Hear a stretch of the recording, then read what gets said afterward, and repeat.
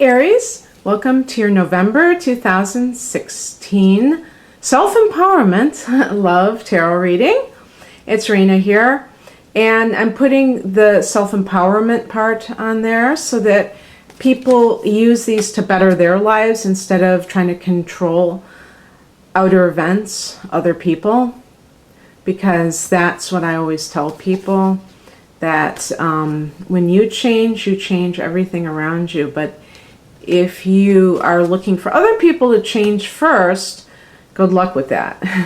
That seems to be where people get tripped up a little bit. And I know that Aries people can appreciate what I'm saying about being proactive, because that's how you roll. You're very proactive people. You're not the type to just sit there and whine. You want to do something. The only challenge with you guys is doing something at all times. Sometimes you have to lay off and let things shake out and not try to, impose your will on someone else. Also, not to act too quickly in haste. That can trip you up as well. So just a few words of wisdom before I begin here. Okay.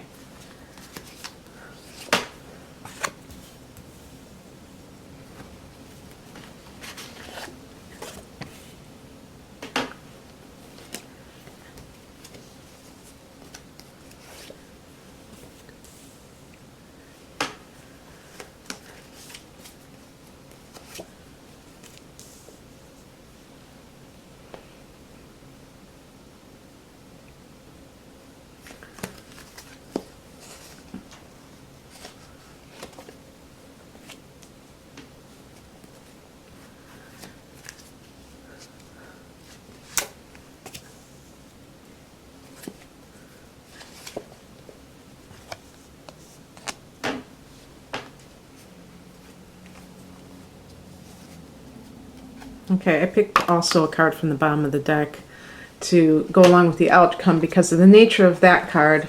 The Devil card is such that a clarification card is appropriate. Okay. So, looking at this, very interesting, okay? So, just on the face of things, I think that you're ending a chapter, some of you. And actually, okay, here we go. On the 16th of October, now this is for November, obviously, but of course there are going to be people watching this, before the 16th of October. And also, even after, if you're watching this in November, it still will be important because you have a full moon in your sign on the 16th of October. At I think it's 23 Aries. So if you're born in the last week of Aries, like in that I don't know what that would be, probably around the 12th through 14th or so, that might affect you the most. I'm not really sure about that, because I know Aries does change from year to year. If you're around that 23 degree mark, but I'm not sure if it's 23. It's somewhere around those parts. That will be particularly important for you, because it will hit you almost directly, okay? But for the rest of you, it still is going to be in your sign, and that can be an ending of sorts related to you just in general, something to do with how you present yourself, or maybe even see yourself in certain aspects, because it's your first house. And for some of you, it could put you in the spotlight, but the reason I say this is that you have coming in the World card in the upper right hand corner, so that shows kind of like the ending of a cycle. And it's a phase that is a victory phase, because you've gotten some kind of, it's almost like graduation day in a sense, and it's in the upright position is what I'm trying to say, so it's something good. But I'm ahead of myself. Let me just talk about the Oh gosh, I gotta learn how to not get these cards all mixed up.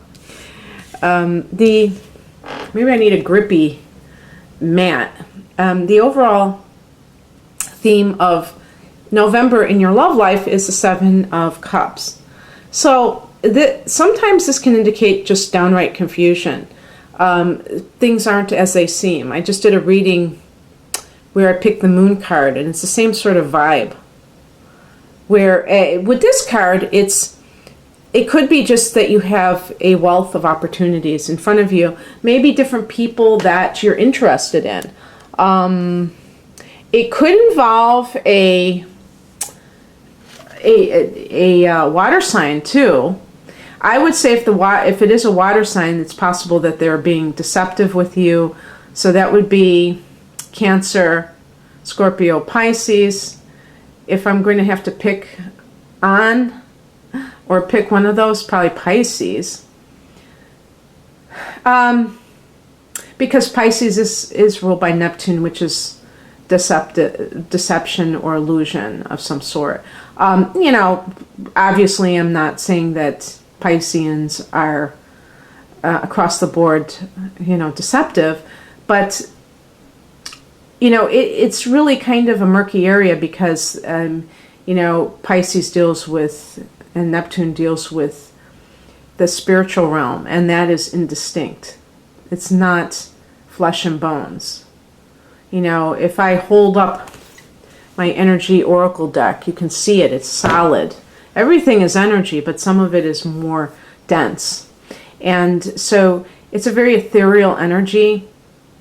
And you may be kind of like taken by someone, but you're not, maybe you are not sure much about them.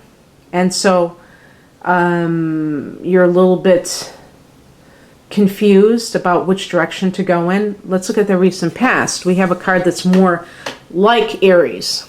Five of Wands, getting in the fray, competition, sometimes combativeness. I would say that this card could point to a relationship, for instance, where it was competitive, you and another person, the other person, maybe a fellow fire sign, maybe another Aries or a Leo or Sagittarius, and it was like who's going to be the alpha male or, not alpha male, but who's going to be the head of the household, does this person make more money than I do, what's their position, and just kind of like one-upsmanship.